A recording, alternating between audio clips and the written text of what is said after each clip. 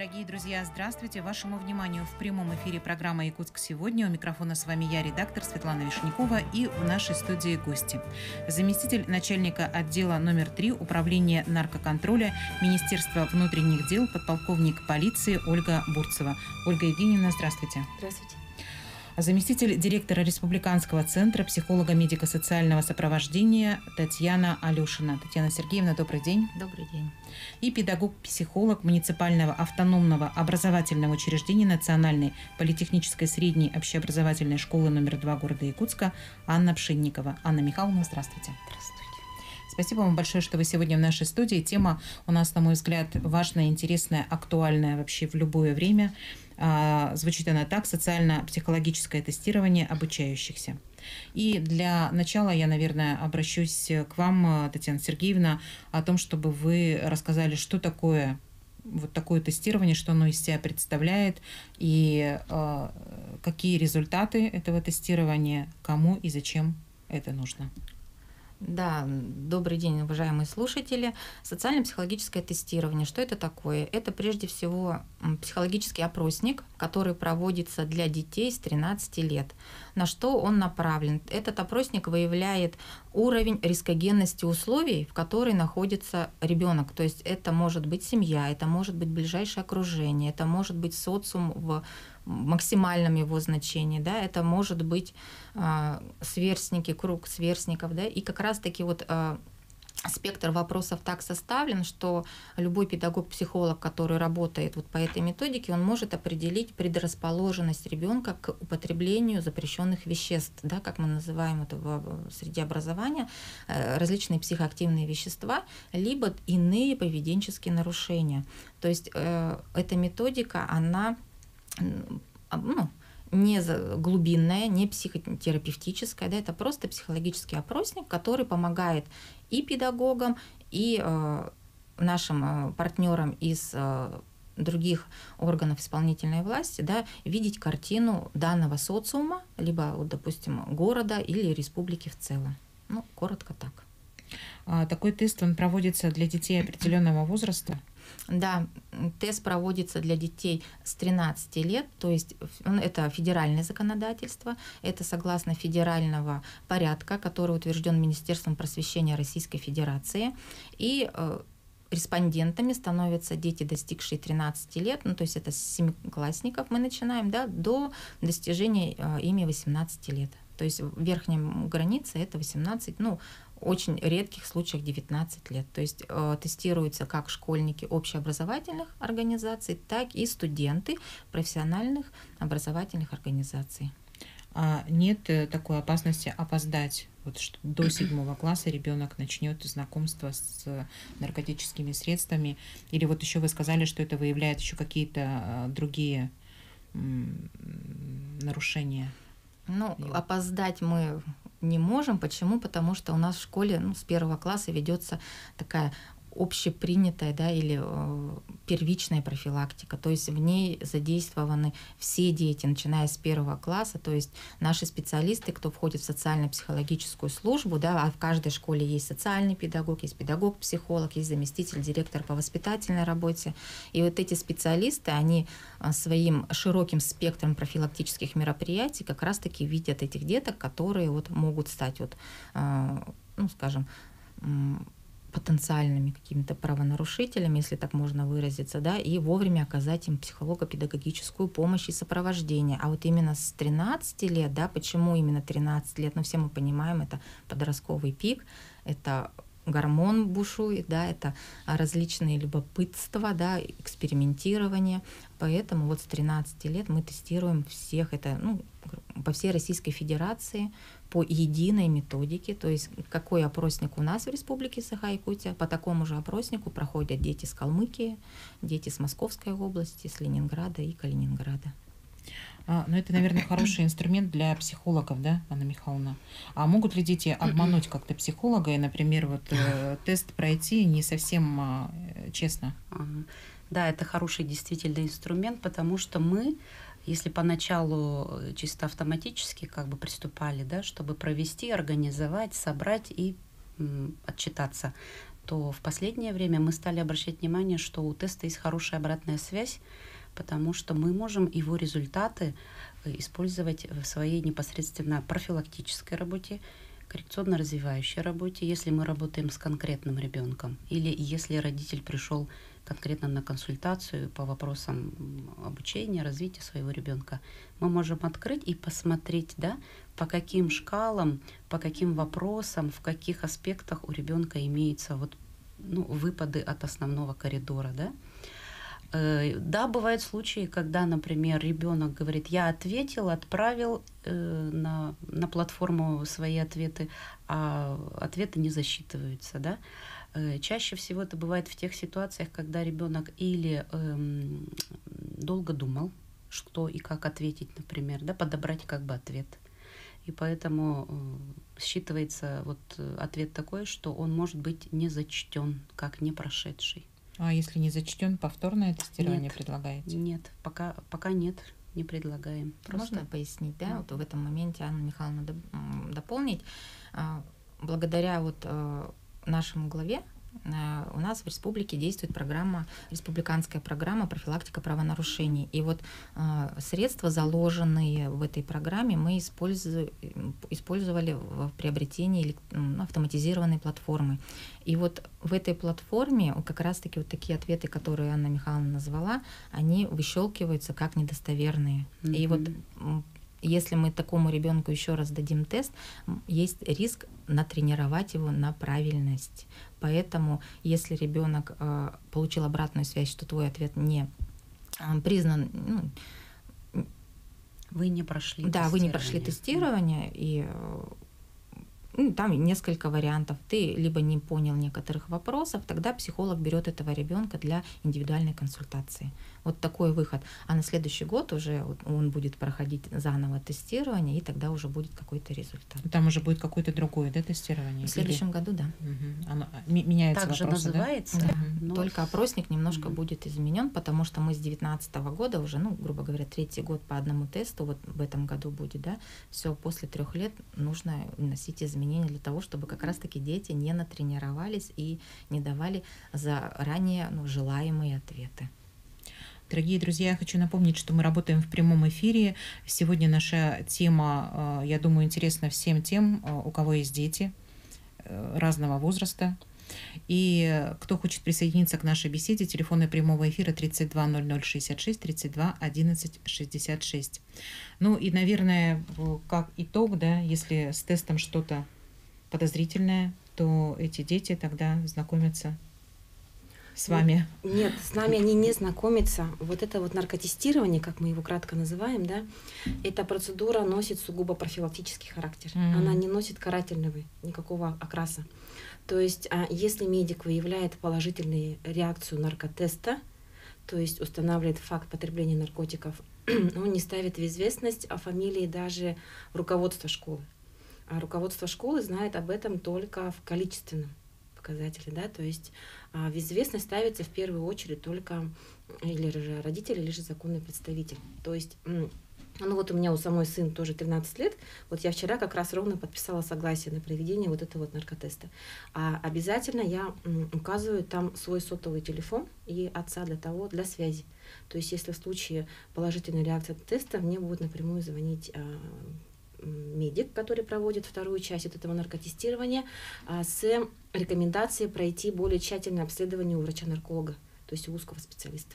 То есть первый тест — это теоретически ребенок отвечает на вопросы, да. И там уже будет видно, он подвержен ли, да, употреблению наркотиков. Да. Если там какой-то процент, что высокий, да, что он подвержен, и тогда уже проводится второй этап. Да, наркотестирование проводится в 2 этапа. Как вы сказали, уже это проводится в начале анкетирования, то есть для того, чтобы выявить группу риска детей.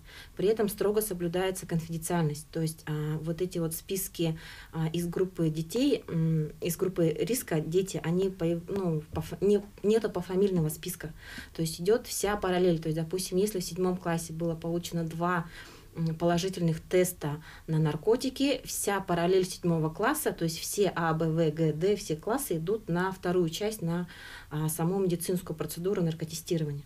Про медицинскую процедуру вы будете рассказывать или это? Да, медицинская процедура проводится только врачом. Проводится она в виде как сбора анализа. Биологическим объектом исследования является моча. То есть очень похоже на тест на беременность. То есть собирается биологический объект, окунается туда индикатор, который в виде экспресс-теста через пару минут выдает уже результат. И если обнаружено уже вот по индикатору, да, что ребенок употреблял наркотики в течение там какого-то времени или попробовал их употребление, все равно же его, наверное, тогда ставят на учет или не происходит такого?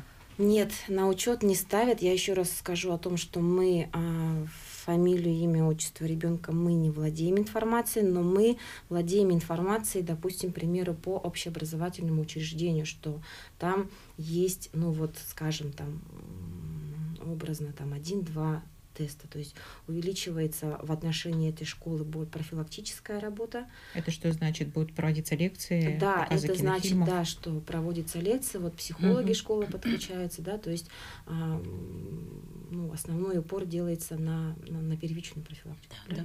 Тогда никто из учащихся не будет знать, кто именно? Нет, ни одноклассники, ни учителя, ни школа, ни полиция об этом никто не знает. Только родители будут знать?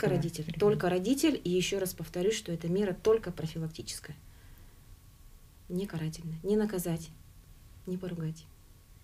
А как вот, на ваш взгляд, вот эта работа, насколько она эффективна, когда вот не наказать, я тоже против наказания, а вот просто усилить какое-то просветительское такое вот обучение в этой школе, больше рассказывать, больше информировать детей, насколько это помогает, чтобы ребенок все-таки остановился. Ведь у него может быть уже достаточно большой период, когда он употребляет, или он может быть, например, вот в этом обществе, да, в этом кругу, когда там есть те люди, которые употребляют, и ему сложно будет эти контакты разорвать. Это могут быть и старшие его учащиеся, либо это могут быть вообще взрослые люди. Но я считаю, что процедура наркотестирования, она носит очень такой эффективную профилактическую меру, да. Но одним из показателей, я считаю, о том, что по сведениям Министерства здравоохранения на учете у врача-нарколога в связи с потреблением наркотиков не состоят подростки с установленным диагнозом наркомании. То есть у нас на учете у врачей-наркологов состоит 28 детей, но у них установлен эпизодическое употребление наркотиков.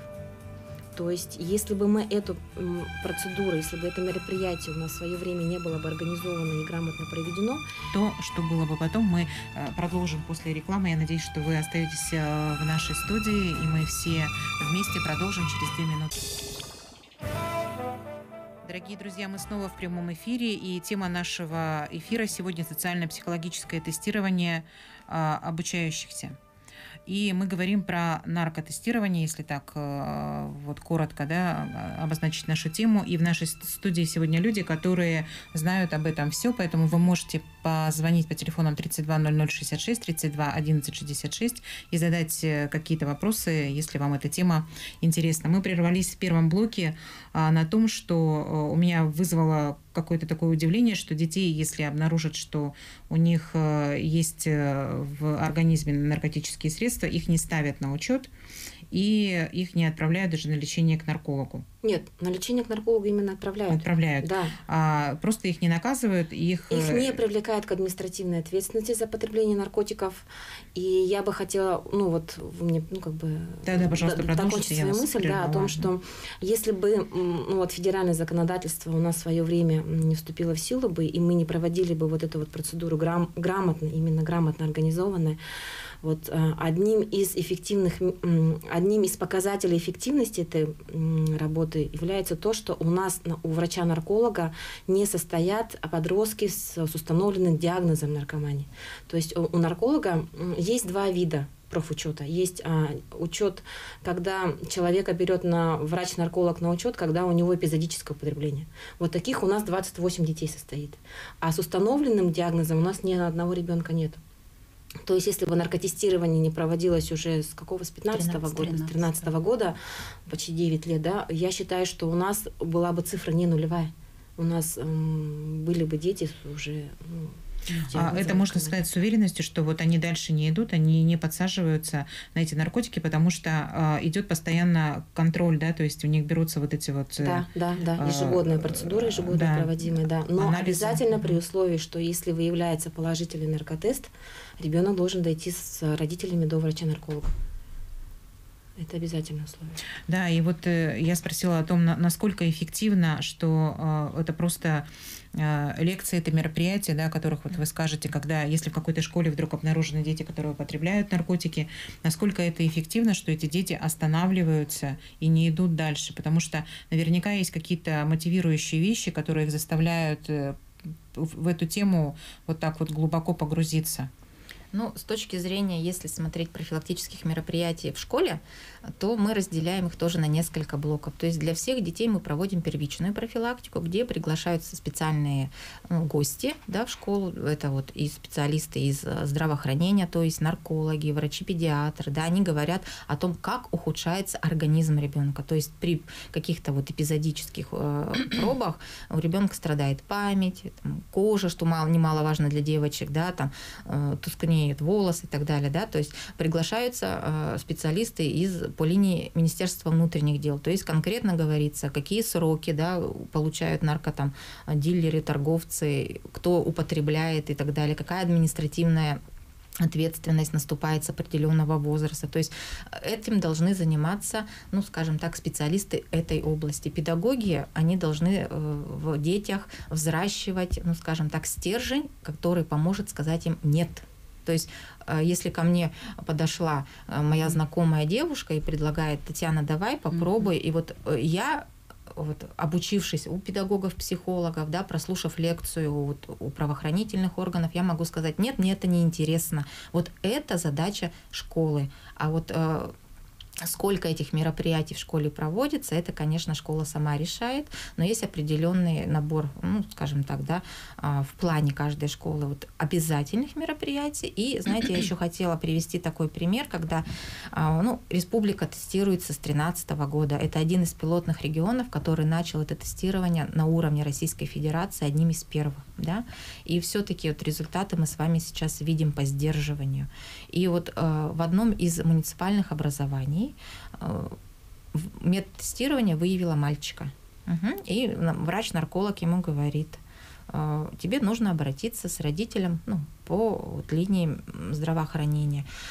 И мальчик пришел к психологу и сказал: у меня положительный тест, я периодически употребляю, помогите мне найти силы сказать родителям. И вот мальчик самостоятельно энное количество консультаций проходил к психологу, потом он пригласил маму в кабинет к психологу и сказал, и вот после этого, как он ресурс родительский почувствовал, они прошли, ну, достаточно удачно курс реабилитации в здравоохранении, этот ребенок поступил и достаточно, грубо говоря, эту проблему переступил. То есть у него не брали анализ, он сам пришел? Нет, у него взяли анализ. Так если анализы берут, родителям же сообщают. Ну, тогда, когда... Нет, вот это вот последнее время такое, когда мы 13-15 годы тестировались, да, контакты родителя тогда не брались, и ну, ребенок сам решал, когда ему удобно было сказать родителю. То есть тут вот принималось решение непосредственно у ребенка. А также хочется вот отметить, что есть регионы, где очень аховая ситуация именно по наркопотребителям. Мы давайте к этому вернемся. У нас есть на линии звонок. Алло, здравствуйте.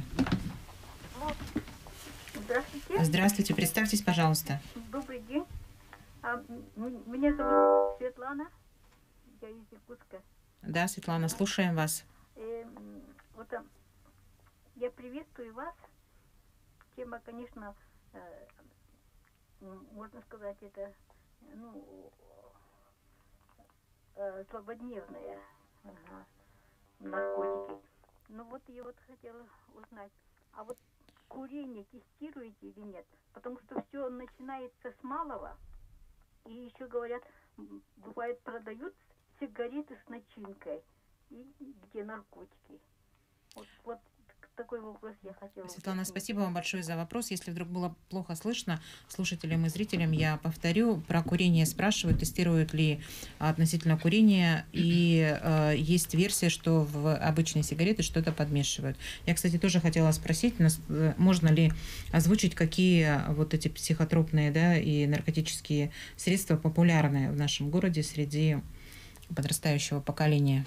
Ну, я бы так не говорила, что среди подрастающего поколения, да, но наркоситуация на республике у нас, ну, имеет определенный ряд особенностей.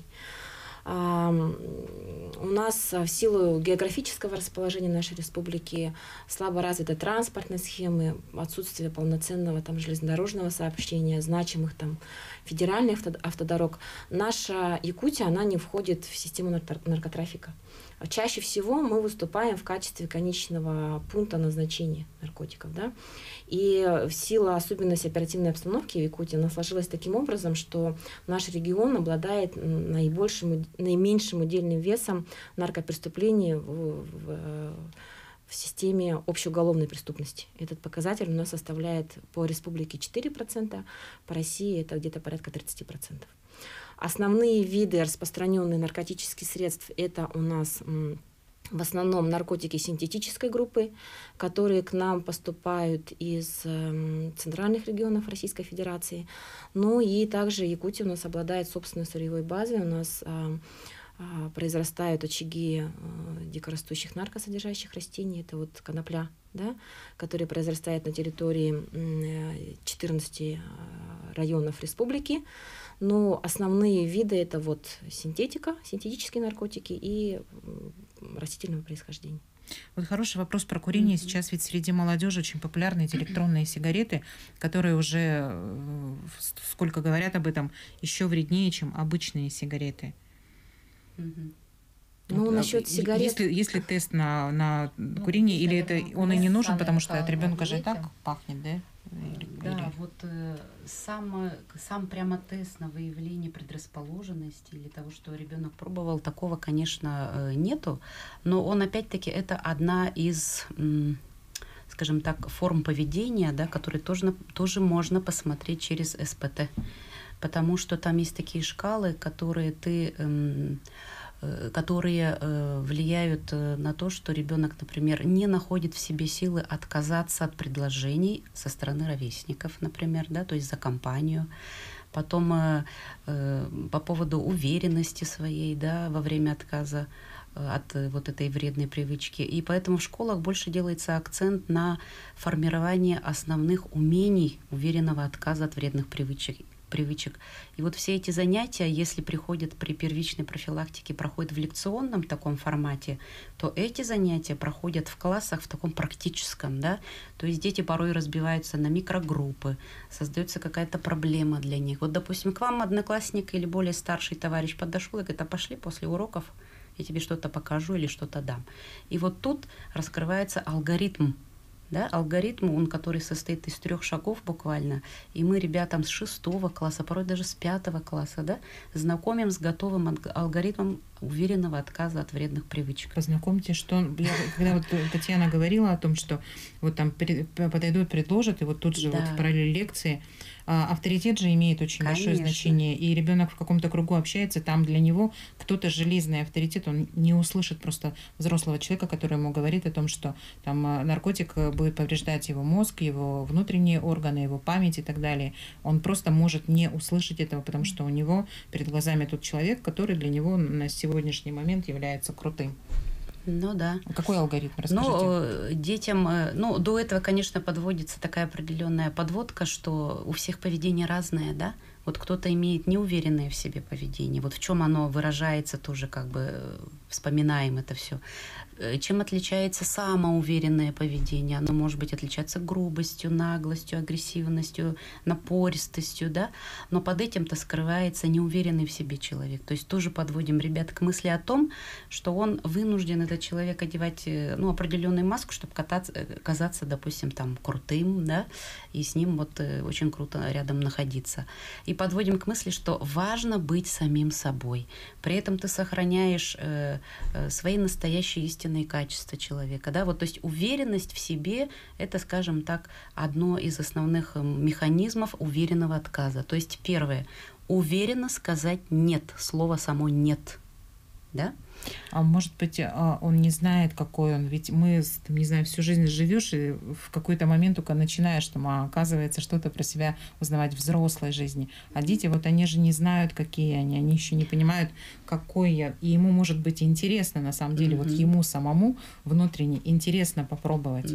И мне кажется, может быть, его только страх какой-то может вот сдержать, может уберечь его. Ну, конечно, есть ребята, которые, допустим, действительно только на основании страха могут, да, просто отвернуться и даже не услышать каких-то там вопросов, которые со стороны, допустим, поступают. Вот да? Страх, мне кажется, это вот что-то вот сдерживающий фактор. Хороший страх, да, в хорошем понимании в смысле этого слова.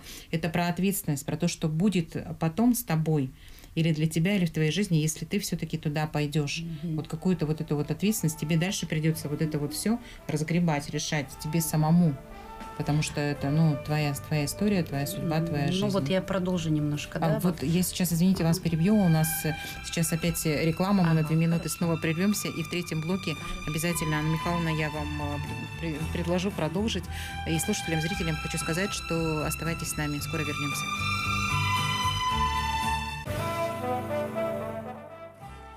Дорогие друзья, мы продолжаем. У нас остается не так много времени до конца эфира, поэтому если у кого-то есть еще какие-то вопросы по этой теме, пожалуйста, присоединяйтесь. 32 0066, 32 11 66. Мы говорим о том, как уберечь ребенка от знакомства с наркотиками. Желательно это сделать раньше и как-то настойчиво, возможно, какие-то сдерживающие факторы, чтобы у него были, чтобы он не вступил на эту тропу, может быть, сначала из-за страха, а потом уже из-за осознанности какой-то.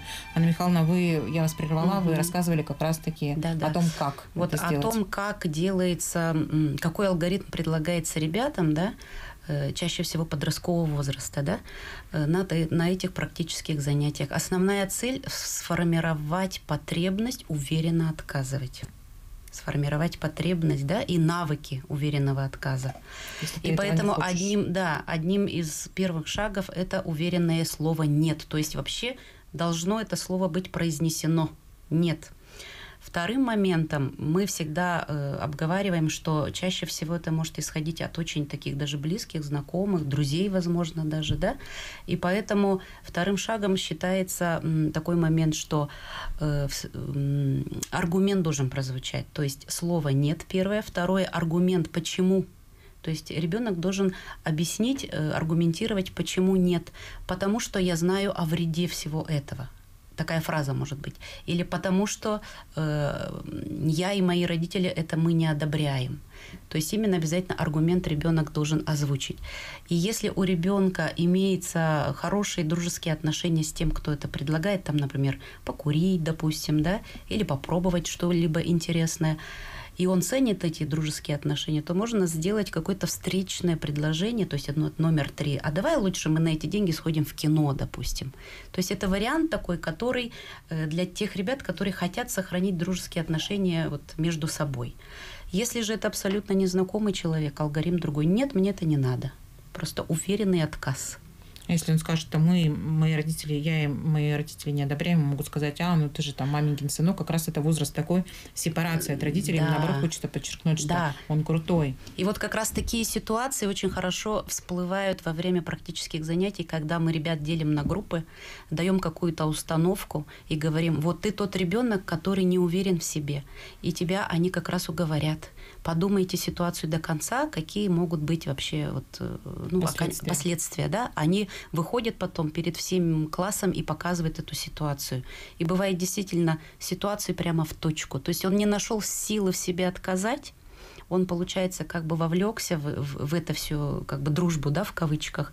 И даже ребята показывают, что есть проблемы там с другими органами, да, вот как бы в дальнейшем. Поэтому дети очень хорошо как бы чувствуют это и входят в роль и додумывают сами дальше до конца, как может быть, и приходим к выводу, что в принципе это путь в никуда. Это путь в никуда, который приводит ко многим трудностям. Да, и они тогда задают вопрос. Действительно, проще найти в себе силы сказать «нет». То есть опять приходим к этой подводке. Ну вот, если вкратце, то так. Ну, конечно, хорошо, вот самооценка, да, уверенность в себе, это все то, что мы потом нарабатываем годами, и во взрослой жизни тоже. А есть ли какая-то статистика, какие дети более всего подвержены, может быть, у вас, Анна Михайловна, или у Ольги Евгеньевны, какие дети более всего подвержены вот такому влиянию, когда им сложно сказать «нет», сложно отказаться, и, возможно, дети, которых можно увлечь, например, не знаю, мотивацией, что этим можно заработать, да, и быть посредником. Им сложно уйти от этого. Может быть, это какие-то определенные семьи, может, это черты характера, это личности, может быть, какие-то. Можно тут отвечу я, потому что все-таки мы являемся региональным оператором, кто проводит вот данный вид тестирования во всех муниципальных образованиях. И статистика стекается к нам, и мы изучаем, и наши психологи уже конкретно отрабатывают с психологами школ на местах. К сожалению, ни один из слоев населения не застрахован. То есть это дети могут быть из очень обеспеченных семей, да, потому что, вот как, Светлана, вы говорили, чисто вот за компанию, ради интереса, а могут быть дети из неблагополучных семей, да, то есть либо это, ну, воспитывается одним одиноким родителем, либо там в опекунской семье, либо эти дети, которые имеют, ну, семья имеет низкий материальный достаток. Поэтому, к сожалению, вот эта статистика, она очень, ну, нестабильная, да, если так вот сказать. И вот конкретно сказать, что вредным привычкам, употреблению психоактивных веществ подвержены дети только из таких семей, мы на сегодняшний день не можем. Поэтому мы проводим вот эти профилактические мероприятия для всех. И вот в добавление к словам Анны Михайловны хочется сказать, что акцент по работе с родителями в школах проводится грандиозный и с нашими специалистами, и Министерством образования в целом. Да, почему? Потому что наши родители сейчас отстранились от своих детей. А чтобы заметить первые изменения в ребенке, который начинает употреблять сигарету, там какие-то другие психоактивные вещества, пробовать алкоголь, да, спиртосодержащую продукцию, родитель вообще на раз должен выщелкивать. То есть мы учим родителей видеть вот эти вот индикаторы изменений в поведении своего ребенка. И знаете, есть очень хорошие отзывы от родителей, которые действительно говорят, что вы нам помогли, мы спасли своего ребенка. То есть вот здесь вот коалиция с школой и родителей действительно очень хорошая. Ольга Евгеньевна, мы говорили о том, что какие вот наиболее, да, часто встречаются наркотические средства, которые дети употребляют в нашем городе или в республике. И, по-моему, мы не довели до конца. Ну, по детям я бы тоже еще раз сделаю упор на то, что пожалуйста. Но в текущем году за 8 месяцев выявлено 6 преступлений, которые были совершены несовершеннолетними в сфере незаконного оборота наркотиков. И в этом году у нас, к сожалению, было установлено еще 2 факта вовлечения несовершеннолетних в незаконный оборот наркотиков. К примеру, в апреле было возбуждено уголовное дело в отношении одной гражданки, которая уже привлекалась к уголовной ответственности по части 2 статьи 210 Уголовного кодекса. Это организация преступного сообщества. И она на тот момент находилась под мерой пресечения в виде домашнего ареста, но не прекратила свою преступную деятельность. Она вовлекла в сбыт, бесконтактный сбыт наркотиков синтетической группы 3 несовершеннолетних детей. То есть эти дети, вот фактически они не смогли сказать нет и поддались, ну, возможно, даже уговорам, скорее всего, там оплата была и так далее. Да? В отношении вот этой данной гражданки возбуждено уголовное дело в дополнение к 210 еще и 150 Уголовного кодекса Российской Федерации, и в настоящее время ведется следствие. Второй случай, факт у нас был установлен в Мирнинском районе. Там был задержан гражданин, который занимался незаконным оборотом наркотиков на территории поселка Айхал. И он вовлек в свою преступную деятельность свою несовершеннолетнюю 15-летнюю дочь. То есть здесь получается вот тот слой населения, да, который вот именно, когда родитель дает прямой, ну, скажем, пример, что ли, наверное, как... Вот что делать этому ребенку? Что делать этому ребенку? Если его родители, он же против родителей не встанет. Сложно, очень сложно. К сожалению, ребенка тоже задержали, когда она именно занималась сбытом. Ну, также возбуждено уголовное дело, но я боюсь, что... Школа бессильна же здесь. Да, и в уже данном случае, всё. да. Тут очень большая ответственность идет именно на родителей. То есть если родитель занимается незаконным оборотом и увлекает несовершеннолетнюю дочь, то это во многом говорит. Чуть-чуть поближе микрофон, просит режиссер. У нас остается 4 минуты до конца эфира. Может быть, у вас есть какой-то ответ на вопрос, который я не задала. Может быть, вы еще что-то хотите сказать в этой теме для наших слушателей и зрителей, пожалуйста. Я со стороны уполномоченного органа, да, скажем, регионального оператора, я хотела бы обратиться к нашим родителям. Уважаемые родители, не бойтесь давать согласие на проведение такого опроса для своих детей. Во-первых, вы узнаете о своем ребенке многие интересные факты. Насколько он созрел, насколько он сможет сказать «нет» определенным рисковым предложениям.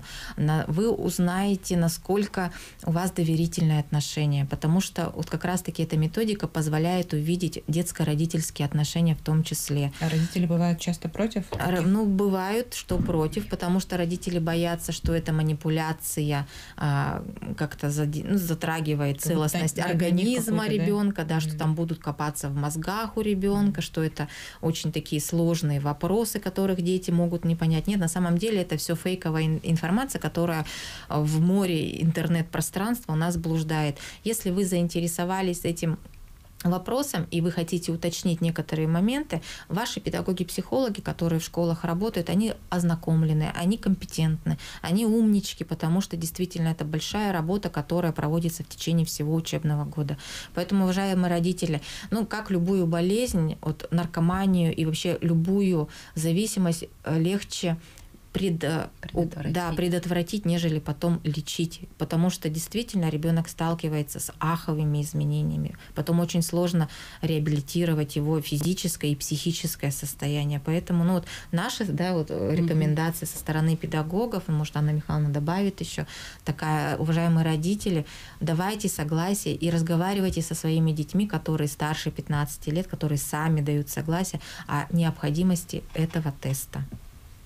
Наверное, родителям, тем, которые сами могут употреблять алкоголь, курение, те же электронные сигареты, наверное, сложно будет как-то договориться с ребенком, чтобы он... Родители такие, они же понимают, что они, несколько вредят своему здоровью, да, и поэтому я не думаю, что такой родитель хочет такого ребенка, грубо говоря, с такими же просто он как будет это вообще ему говорить? Если в любом случае, это психологический тест, это изучение особенностей тебя. Тебе будет интересно. Любой подросток в 13-14 лет, ему любопытно себя изучить. Поэтому... Нет, тесты, это здорово. Да. И в каждой школе, он проводится с 7 класса. Да, добавлю немножко. Действительно, совсем немножко минут осталось. Если дали согласие, придите, поинтересуйтесь результатами, потому что результат для каждого ребенка, он найдется, что сказать в плане его личности.